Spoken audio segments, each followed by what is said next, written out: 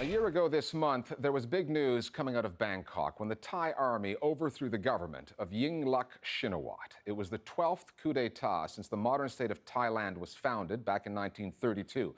And no country has had more military coups over that period. So the Thai media are old hands at dealing with this kind of thing, figuring out where the red lines, the journalistic boundaries are. But the aftermath of this coup is proving to be particularly challenging. The government of the General turned Prime Minister Prayuth Chan-ocha lifted martial law a month ago, but that hasn't really eased the pressure on journalists.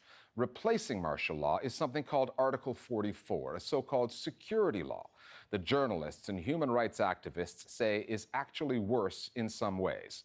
The military junta has given itself the power to pull news reports off the air, shut down media outlets, tell editors what not to publish, and restrict online content if they so choose. Beyond Article 44, there's the challenge of reporting on the Prime Minister himself. He may have taken off the uniform, but he still seems to expect the news media to march in step. The Listening Post's Meenakshi Ravi now on the Thai media, the General, and the new rules.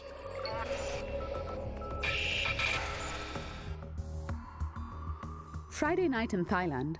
If you're not out on a beach, at a club, at evening prayers in a temple, or still at work, then you can watch some TV.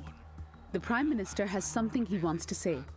ซึ่งวันนี้เรามีความพร้อมที่จะเริ่มการปฏิรูปนะครับบ้านเมืองสงบร่มเย็นพอสมควรรัฐบาลมีเอกภาพในการบริหารงานแผ่นดิน Unlike his predecessors, whose broadcasts went out only on government channels, Prime Minister Prayuth Chan-ocha's weekly TV address, entitled Returning Happiness to the People, airs on all channels. The Friday evening primetime slot is probably one of the more relaxing media engagements for the Prime Minister.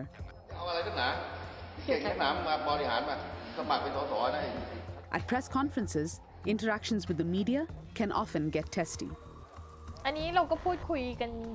I've been discussing this with my colleagues, and we think the problem is because he is from the military system. Also, I think General Prayuth is not used to being confronted with so many people shouting their different opinions. So when journalists ask certain questions, a person like the General, with his low boiling point, often gets confrontational. His regime is obviously unnerved because an unfettered and free press in Thailand would immediately start asking questions about his government's legitimacy, which frankly is lacking considering how it came to power through an extra-constitutional coup.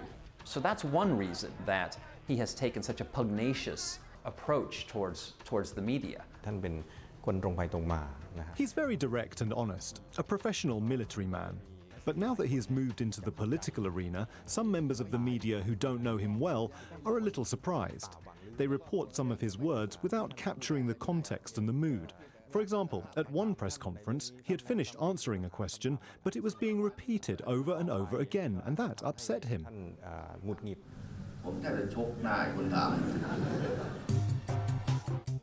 There's no hiding the fact that the Prime Minister and his government watch the media very closely and take it very seriously. Immediately after the coup in 2014, Overthrew, an outspoken columnist at The Nation, was arrested and held for 7 days and told not to write or say anything that might exacerbate the situation. Since then, the government has taken a different approach. The army keeps journalists in line through meetings known as pressure.The. It translates to adjustment of attitude. There were 8 such meetings held in 2014. And then in March this year, a news report about Thai fishermen enslaved on Indonesian fishing boats aired on the privately operated Channel 3. The Prime Minister was furious.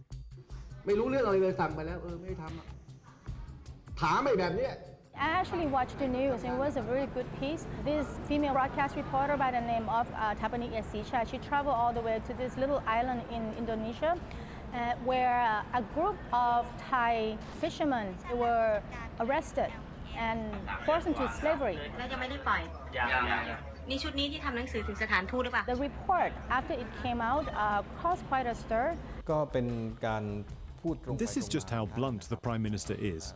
If he reads an article or watches a report he doesn't agree with, he will just say so. Regarding the case of the Channel 3 report, he was concerned about national security and the impact on the country. Also, he wants news reports to be balanced and comprehensive. Prayuth's administration has taken great umbrage towards any reporting that indicates Thailand has a human trafficking problem. This is something that his government and the country has taken its lumps for from the United States and potentially economic sanctions. So the government has moved to try to suppress any news, pretty much blanket denials that this is a problem Thailand has. The Prime Minister is worried and intends to solve the human slavery issue.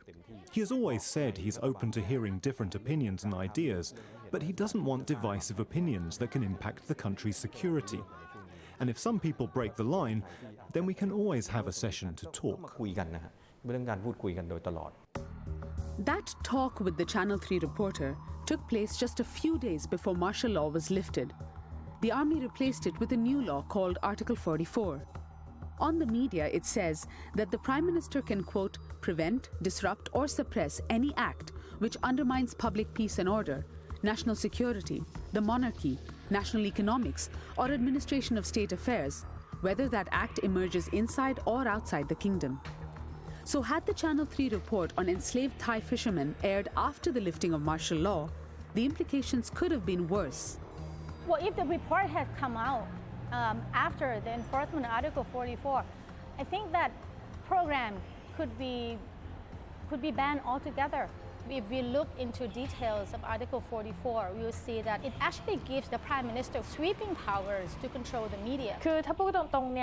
If we were to abide by all the orders of the NCPO in Article 44, then we wouldn't be able to report anything. So, given how broad and vague the laws are, we are just going about our jobs as best as we can. If we self-censor, then we will never really know where the red lines are. A year since the military coup, the task of reconciliation and reform in Thailand is daunting. Political divisions run deep, the future of the monarchy is in question, and the economy is shaky. Amidst all this, Prime Minister Prayuth Chan-ocha seems to have decided that the media needs to be in his grip, or they might set off another round of mass protests. When the Prime Minister took office, the government had to do something. It's been very stressful.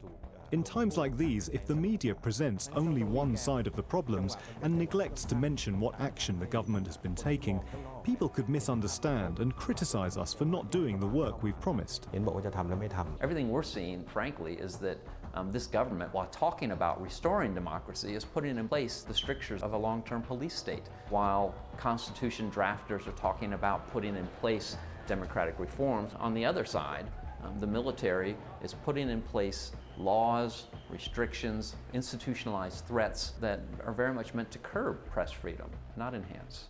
Hopefully it will pass, and that's the most positive way of looking at it. But the most fearful thing is that we'll never return to where we actually were. And we have to wait a long time until those legislations could be amended again. Not losing hope, but it's a long ride, long and very bumpy ride ahead of us.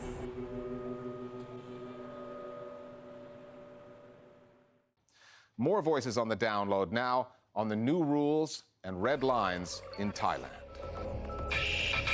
The main problem seems to be that it remains unclear what exactly are the criteria for determining which media outlet or content is seditious and which is not. And as such, this form of censorship turns into a political tool in the hands of the regime itself.